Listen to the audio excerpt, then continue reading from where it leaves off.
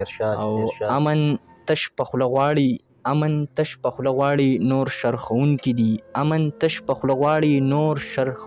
دي مرګ د انسانانو لا دلته جوړونکي دي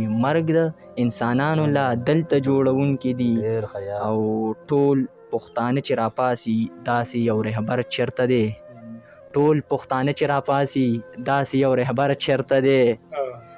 ورشي په دښمن باندې داسې یو لښکر چرته دی روغ ځان ړوند کړی دی دوی کې دا نظر چرته دی او څو پورې چې یو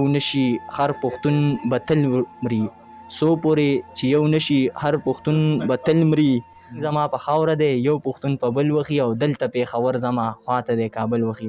ډېره مننه ذاکر صاحب چې موږ له دې خوښ راکړو. قدرمن شي، ښاد آباد، ډېره مهرباني. اسلام علیکم.